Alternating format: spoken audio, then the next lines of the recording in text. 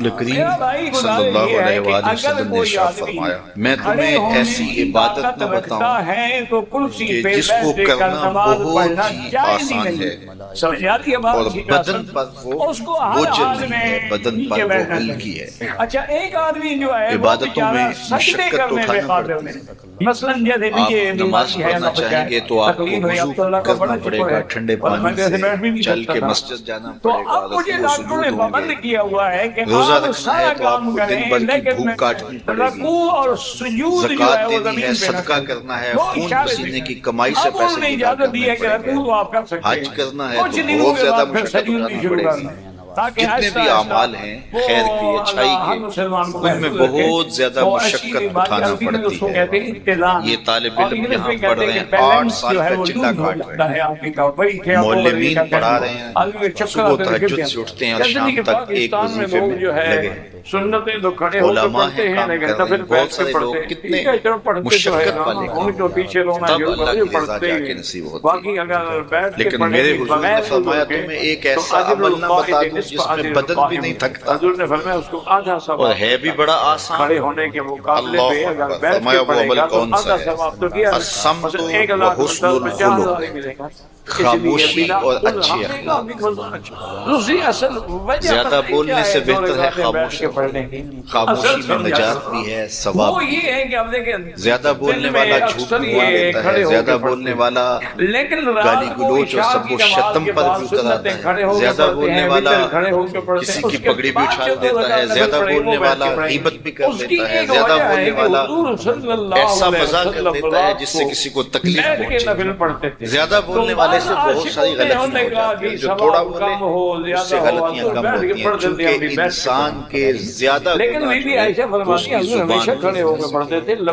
ایک روایت میں آتا ہے جب صبح ہوتی ہے سارے اعضائے بدنیاں زبان کے آگے ہاتھ جوڑتے ہیں، بی بی تو چپ رہنا، کیونکہ بولتی تو ہے اور مصیبت سارے اعضائے بدنیاں کو سہنا پڑتی ہے۔ تو یہ زبان جو ہے اس کی وجہ سے زیادہ گناہ ہے، یا زبان کی وجہ سے یا انسان کی عصمت کا جوہر جب اٹھتا ہے تو پھر اس کے پلے کچھ نہیں رہتا۔ اس لیے میرے حضور نے ارشاد فرمایا جو تمہاری دو ٹانگوں کے درمیان، جو دو جبڑوں کے درمیان زبان، ان دونوں کی مجھے تم ضمانت دے دو، میں محمد تمہیں جنت کی ضمانت دے دیتا ہوں۔ فرمایا کہ میں تمہیں ایسا عمل نہ بتا دوں کہ جو بہت ہی آسان ہے، اور وہ کیا ہے؟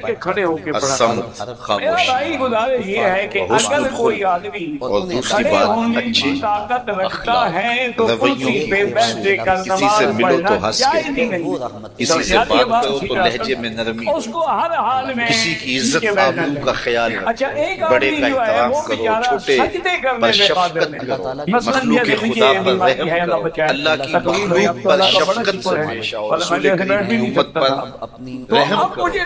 تو یہ ایسا عمل ہے جس پر کوئی مول بھی نہیں لگتا، قیمت بھی نہیں لگتی، بدن بھی نہیں تھکتا، لیکن نامہ اعمال نیکیوں سے بھر جاتا ہے۔ قیامت کے دن نامہ اعمال پر سب سے وزنی جو عمل ہوگا وہ حسن خلق ہوگا۔ حضور نے فرمایا کہ بیہودگی اور فحش کلام کرنا یہ سب کچھ جو ہے فرمایا کہ اسلام میں سے نہیں ہے، اور بہترین اسلام وہ ہے جس میں خلق اچھے۔ حضور نے ارشاد فرمایا کہ جو حسن خلق ہے یہ گناہوں کو اس طرح مٹا دیتا ہے جس طرح جو مصفہ پانی ہوتا ہے، اچھا پانی ہوتا ہے، وہ بدن سے میل کچیل اتار دیتا ہے، اور جو برے اخلاق ہیں عمل کو اس طرح فاسد اور ضائع کر دیتے ہیں جس طرح شہد کے اندر سرکہ ڈال دیا جائے تو شہد نہیں رہتا۔ عمل اچھی ہے لیکن بدخلقی ان اعمال کی بربادی کا سبب اللہ جل شانہ ہمیں معاملات کے اندر خوبصورتیاں نصیب فرمائے، نرمی نصیب کرے، معاف کر دینے کی توفیق نصیب کرے۔ رزق کمانے کے جو مقاصد ہیں وہ بہت سارے ہو سکتے ہیں، لیکن شریعت میں کاروبار کرنے کے، رزق روزی کمانے کے بنیادی مقاصد 3 ہیں۔ پہلا مقصد اپنے آپ کو سوال سے بچانا، دوسرا مقصد اپنے آپ کو حرام سے بچانا، تیسرا مقصد اپنی اولاد کی کفالت کرنا۔ یہ بنیادی مقاصد ہیں جن کے لیے رزق کمانا، روزی کمانا ہمارے اوپر لازم ہو جاتا ہے۔ اور اگر آپ کاروبار کو وسعت دے رہے ہیں، ضرورت سے زیادہ کما رہے ہیں، تو اس کے لیے ایک چوتھی نیت آپ کو ساتھ کرنی ہوگی، اور وہ یہ کہ معاشرے کے کمزور لوگ، رشتہ داروں میں غریب لوگ، میرے ہمسائے کے اندر جو غریب لوگ ہیں، یتیماں ہیں، مساکین ہیں، معاشرے کے وہ لوگ جو اپاہج ہیں، معذور ہیں، کمانے کی صلاحیت نہیں رکھتے، میں زیادہ مال کما کے ان کی کفالت بھی کر سکوں۔ چار مقاصد کو ذہن میں رکھ کر کے جو رزق کمایا جائے گا وہ دنیا نہیں ہوگی، عین دین ہوگا۔ لیکن اگر ان چار مقاصد کے علاوہ رزق کمانے کا کوئی پانچواں مقصد بھی شامل ہو گیا تو وہ ان چار مقاصد کو بھی دنیا بنا دے گا۔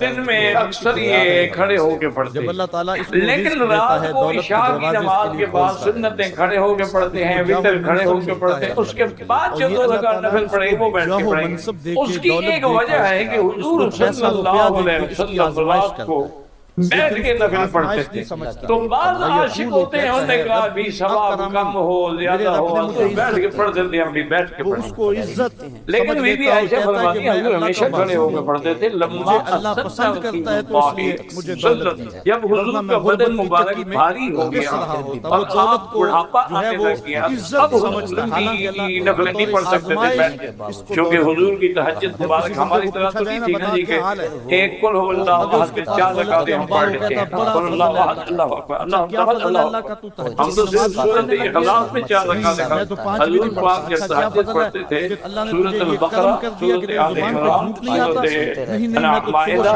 سورۃ 8 پانے ایک ایک رکعت، اور پھر پڑھنا بھی حضور کا رتل القرآن ترتیلا بنا کے سوال کے جیسے ہوتی ہے۔ اس لیے حضور نے تو عذر کی وجہ سے بیٹھ کے پڑھی، افضل یہی ہے کہ کھڑے ہو کے پڑھتا ہوگا۔ میرا بھائی گزارش یہ ہے کہ اگر کوئی آدمی کھڑے ہونے کی طاقت رکھتا ہے تو کرسی پہ بیٹھ کر نماز پڑھنا جائز ہی نہیں، سمجھ آتی ہے بات؟ اس کو ہر حال میں نیچے بیٹھنا چاہیے۔ اچھا ایک آدمی جو ہے وہ بیچارہ سجدے کرنے میں قادر نہیں، مثلاً جیسے بھی یہ بیماری ہے، اللہ بچائے، تکلیف ہے، اب تو اللہ کا بڑا شکر ہے، ورنہ میں جیسے بیٹھ بھی نہیں سکتا تھا، تو اب مجھے ڈاکٹر نے پابند کیا ہوا ہے کہ آپ سارا کام کریں لیکن رکوع اور سجود جو ہے وہ زمین پہ نہ کریں، وہ اشارے سے کریں۔ اب انہوں نے اجازت دی ہے کہ رکوع آپ کر سکتے ہیں، کچھ دنوں کے بعد پھر سجود بھی شروع کریں، تاکہ آہستہ آہستہ وہ اللہ مسلمان کو محفوظ رکھے۔ وہ ایسی بیماری عربی میں اس کو کہتے ہیں اتزان، اور انگلش میں کہتے ہیں کہ بیلنس جو ہے وہ لوز ہو جاتا ہے آدمی کا، وہی کہ آپ کو بدلی کا کہتے ہیں، آدمی چکر آتے ہیں گر گیا۔ کہتے ہیں کہ پاکستان میں لوگ جو ہے سنتیں تو کھڑے ہو کے پڑھتے ہیں لیکن نفل بیٹھ کے پڑھتے ہیں، اس کا جو پڑھتے تو ہے ان کے پیچھے رونا شروع کر جو پڑھتے ہی نہیں، باقی اگر بیٹھ کے پڑھیں گی بغیر عذر کے تو اجر القائم نصف اجر القائم، حضور نے فرمایا اس کو آدھا ثواب ملتا ہے۔ کھڑے ہونے کے مقابلے پہ اگر بیٹھ کے پڑھے گا تو آدھا ثواب مل گیا، 1,50,000 ملے، اس لیے بنا ایک آدمی دوسری اصل وجہ کیا ہے 2 رکعتیں بیٹھ کے پڑھنے کی اصل سمجھا کرتا وہ یہ ہے کہ آپ دیکھیں دن میں اکثر یہ کھڑے ہو کے پڑھتے ہیں، لیکن رات کو عشاء کی نماز کے بعد سنتیں کھڑے ہو کے پڑھتے ہیں، وتر کھڑے ہو کے۔ میرا بھائی گزارش یہ ہے کہ اگر کوئی آدمی کھڑے ہونے کی طاقت رکھتا ہے تو کرسی پہ بیٹھ کر نماز پڑھنا جائز ہی نہیں، سمجھ آتی ہے بات؟ اس کو ہر حال میں نیچے بیٹھنا چاہیے۔ اچھا ایک آدمی جو ہے وہ بیچارہ سجدے کرنے میں قادر ہے، مثلاً جیسے بھی یہ بیماری ہے، اللہ بچائے، تکلیف ہے، اب تو اللہ کا بڑا شکر ہے، ورنہ میں جیسے بیٹھ بھی نہیں سکتا تھا، تو اب مجھے ڈاکٹروں نے پابند کیا ہوا ہے کہ آپ سارا کام کریں لیکن رکوع اور سجود جو ہے وہ زمین پہ نہ کریں، وہ اشارے سے کریں۔ اب انہوں نے اجازت دی ہے کہ رکوع آپ کر سکتے ہیں، کچھ دنوں کے بعد پھر سجود بھی شروع کر دیں، تاکہ آہستہ آہستہ وہ اللہ ہر مسلمان کو محفوظ رکھے. وہ ایسی بیماری عربی میں اس کو کہتے ہیں اتزان، اور انگلش میں کہتے ہیں کہ بیلنس جو ہے وہ لوز ہو جاتا ہے آدمی کا. وہی کہ آپ کو بدری کا کہتے ہیں آدمی چکر آتے ہیں گر گیا. کہتے ہیں کہ پاکستان میں لوگ جو ہے سنتیں تو کھڑے ہو کے پڑھتے ہیں لیکن نفل بیٹھ کے پڑھتے ہیں. ٹھیک ہے جو پڑھتے جو ہے ان کو پیچھے رونا ضرور جو پڑھتے ہی. باقی اگر بیٹھ کے پڑھیں گے بغیر عذر کے تو اجر القائد نصف اجر القائم. حضور نے فرمایا اس کو آدھا ثواب ملتا ہے. کھڑے ہونے کے مقابلے پہ اگر بیٹھ کے پڑھے گا تو آدھا ثواب تو گیا نا. بس 1,50,000 ہے تو تبھی اتنی دولت. اس لیے بلا دولت اللہ کی رضا کی علامت ہوتی ہے. دوسری اصل وجہ پتہ کیا ہے دور خزانہ نہ دیا پڑھنے کی اصل سمجھا وہ یہ ہے کہ ہم دیکھیں دن میں اکثر یہ کھڑے ہو کے پڑھتے ہیں لیکن رات کو عشاء کی نماز کے بعد سنتیں کھڑے ہو کے پڑھتے ہیں، وتر کھڑے ہو کے پڑھتے ہیں. اس کے بعد جو 2 رکعت نفل پڑھیں گے وہ بیٹھ کے پڑھیں گے. اس کی ایک وجہ ہے کہ حضور صلی اللہ علیہ وسلم رات کو بیٹھ کے نفل پڑھتے تھے. تو بعض عاشق ہوتے ہیں انہوں نے کہا بھی ثواب کم ہو زیادہ ہو تو بیٹھ کے پڑھتے تھے، ہم بھی بیٹھ کے پڑھیں. لیکن بی بی عائشہ فرماتی ہیں حضور ہمیشہ کھڑے ہو کے پڑھتے تھے. جب حضور کا بدن مبارک بھاری ہو گیا اور آپ بڑھاپا آنے لگ گیا اب حضور لمبی نفلیں نہیں پڑھ سکتے تھے بیٹھ کے، کیونکہ حضور بھی تہجد مبارک ہماری طرح تو نہیں تھی نا جی کہ ایک قل هو اللہ احد میں 4 رکعتیں ہم پڑھ لیتے ہیں. قل اللہ احد اللہ اکبر اللہ سمجھ اللہ ہم تو سورۃ اخلاص میں 4 رکعتیں حضور پاک کے تہجد پڑھتے تھے. سورۃ البقرہ، سورۃ آل عمران، سورۃ مائدہ، سورۃ 8 پانے ایک رکعت میں پڑھتے اور پھر پڑھنا بھی حضور کا رتل القرآن ترتیلا بنا بنا کے سوال کے جیسے ہوتی. اس لیے حضور نے تو اس عذر کی وجہ سے بیٹھ کے پڑھی. افضل یہی ہے کہ کھڑے ہو کے پڑھا. میرا بھائی گزارش یہ ہے کہ اگر کوئی آدمی کھڑے ہونے کی طاقت رکھتا ہے تو کرسی پہ بیٹھ کر نماز پڑھنا جائز نہیں. سمجھاتی ہے بات؟ اس کو ہر حال میں نیچے بیٹھنا چاہیے. اچھا ایک آدمی جو ہے وہ بیچارہ سجدے کرنے میں قادر ہے. مثلا جیسے یہ بیماری ہے اللہ بچائے تکلیف ہے اب تو اللہ کا بڑا شکر ہے ورنہ میں کیسے بیٹھ بھی نہیں سکتا تھا. تو اب مجھے ڈاکٹروں نے پابند کیا ہوا ہے کہ آپ سارا کام کریں لیکن رکوع اور سجود جو ہے وہ زمین پہ نہ کریں. وہ اشارے سے کریں. اب انہوں نے اجازت دی ہے کہ رکوع کو آپ کر سکتے ہیں. کچھ دنوں کے بعد پھر سجود بھی شروع کر تاکہ آہستہ آہستہ وہ اللہ ہر مسلمان کو محفوظ رکھے. وہ ایسی بیماری عربی میں اس کو کہتے ہیں اتزان، اور انگلش میں کہتے ہیں کہ بیلنس جو ہے وہ لوز ہو جاتا ہے آدمی کا. وہی کہ آپ کو بدری کا کہتے ہیں آدمی کے چکر آتے ہیں گر گیا. کہتے ہیں کہ پاکستان میں لوگ جو ہے سنتیں تو کھڑے ہو کے پڑھتے ہیں لیکن نفل بیٹھ کے پڑھتے ہیں. اس کا جب پڑھتے تو ہے نا ان کو پیچھے رونا ضرور جو پڑھتے ہی. باقی اگر بیٹھ کے پڑھیں گے بغیر عذر کے تو اجر القائد نصف اجر القائم. حضور نے فرمایا اس کو آدھا ثواب ملتا ہے.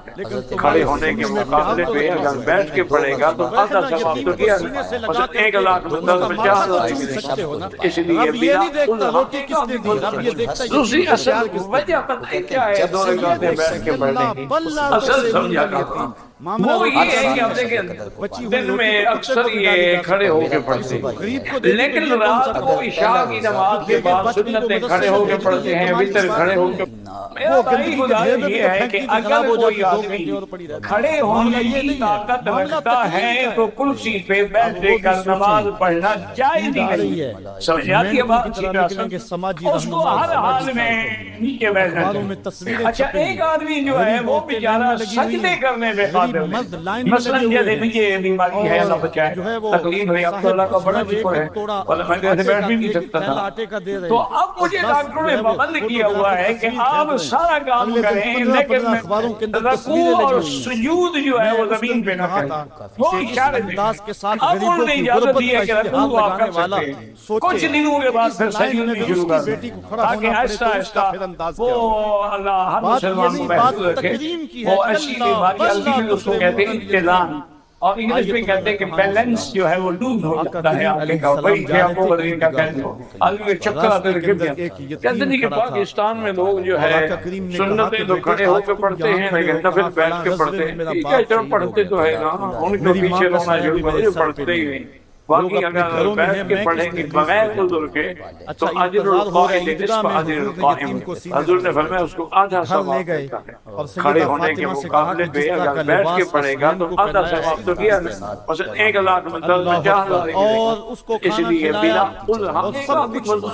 دوسری اصل وجہ کیا ہے دو رکعتیں بیٹھ کے پڑھنے کی اصل سمجھا کر وہ یہ ہے کہ آپ دیکھیں دن میں اکثر یہ کھڑے ہو کے پڑھتے ہیں لیکن رات کو عشاء کی نماز کے بعد سنتیں کھڑے ہو کے پڑھتے ہیں وتر کھڑے ہو کے پڑھتے ہیں اس کے بعد جو دو رکعت نفل پڑھیں گے وہ بیٹھ کے پڑھیں گے.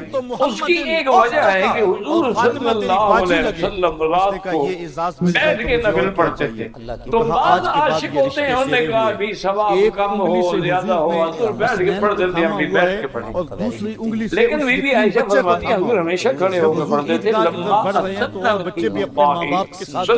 جب حضور کا بدن مبارک بھاری ہو گیا اور آپ بڑھاپا آنے لگ گیا اب حضور کی نفلیں نہیں پڑھ سکتے تھے بیٹھ کے کیونکہ حضور کی تہجد مبارک ہماری طرح تو نہیں تھی نا جی کہ ایک قل هو اللہ احد میں 4 رکعتیں ہم پڑھ لیتے ہیں قل اللہ احد اللہ سمجھ اللہ ہم تو صرف سورۃ اخلاص میں 4 رکعتیں حضور پاک جب تہجد پڑھتے تھے سورۃ البقرہ سورۃ آل عمران سورۃ مائدہ سورۃ 8 پانے ایک رکعت میرے لیے مشکل ہوگا پڑھنا بھی حضور کا قرآن ترتیلا بنا بنا کے سوال سوال کے جیسے ہوتی جب اس تقریب اس لیے حضور نے تو عذر کی وجہ سے بیٹھ کے پڑھی. افضل یہی ہے کہ کھڑے ہو کے پڑھا. میرا بھائی گزارش یہ ہے کہ اگر کوئی آدمی کھڑے ہونے کی طاقت رکھتا ہے تو کرسی پہ بیٹھ کر نماز پڑھنا جائز ہی نہیں. سمجھاتی ہے بات جو ہے وہ لائن پہ اس کو بٹھایا ہر ہوا تھا حال میں نیچے بیٹھنا چاہیے.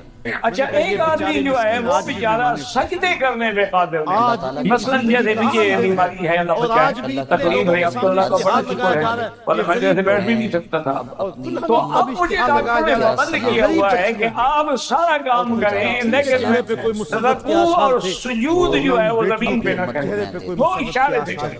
اب انہوں نے اجازت دی ہے کہ رکوع آپ کر سکتے ہیں کچھ دنوں کے بعد پھر سجود بھی شروع کریں تاکہ آہستہ آہستہ وہ ہر مسلمان کو محفوظ رکھے. وہ ایسی بیماری عربی میں اس کو کہتے ہیں اتزان اور انگلش میں کہتے ہیں کہ بیلنس جو ہے وہ لوز ہو جاتا ہے آپ کا. وہی تھے آپ کو بدلے کا کہتے ہیں آدمی کے چکر آتے گر جاتے ہیں. کہتے ہیں کہ پاکستان میں لوگ جو ہے سنتیں تو کھڑے ہو کے پڑھتے ہیں لیکن نفل بیٹھ کے پڑھتے ہیں. ٹھیک ہے چلو پڑھتے تو ہے نا ان کو پیچھے رونا جو پڑھتے ہی نہیں. باقی اگر بیٹھ کے پڑھیں گے بغیر عذر کے تو اجر القائل نصف اجر القائم. حضور نے فرمایا اس کو آدھا ثواب ملتا ہے. کھڑے ہونے کے مقابلے پہ اگر بیٹھ کے پڑھے گا تو آدھا ثواب تو کیا ہے. مثلا 1,50,000 اس لیے بلا دوسری اصل وجہ کیا ہے دو رکعتیں بیٹھ کے پڑھنے کی اصل سمجھا جب یہ تم کہو گے وہ یہ ہے کہ آپ دیکھیں آج میرا باپ دن میں اکثر یہ کھڑے ہو کے پڑھتے ہیں لیکن رات کو عشاء کی نماز کے بعد سنتیں کھڑے ہو کے پڑھتے ہیں وتر کھڑے ہو کے. میرا بھائی گزارش یہ ہے کہ اگر کوئی آدمی کھڑے ہونے کی طاقت رکھتا ہے تو کرسی پہ بیٹھ کر نماز پڑھنا جائز ہی نہیں. سمجھ آتی ہے بات یہ ہے اس کو ہر حال میں نیچے بیٹھنا چاہیے. اچھا ایک آدمی جو ہے وہ بیچارہ سجدے کرنے پہ قادر نہیں. مثلا جیسے مجھے بیماری ہے اللہ بچائے تکلیف ہے عبداللہ کا بڑا چکر ہے اور میں جیسے بیٹھ بھی نہیں سکتا تھا تو اب مجھے ڈاکٹر نے پابند کیا ہوا ہے کہ آپ سارا کام کریں لیکن رکوع اور سجود جو ہے وہ زمین پہ نہ کریں وہ اشارے سے. اب انہوں نے اجازت دی ہے کہ رکوع آپ کر سکتے ہیں کچھ دنوں کے بعد پھر سجود بھی شروع کریں تاکہ آہستہ آہستہ وہ ہر مسلمان کو محفوظ رکھے. وہ ایسی بیماری عربی میں اس کو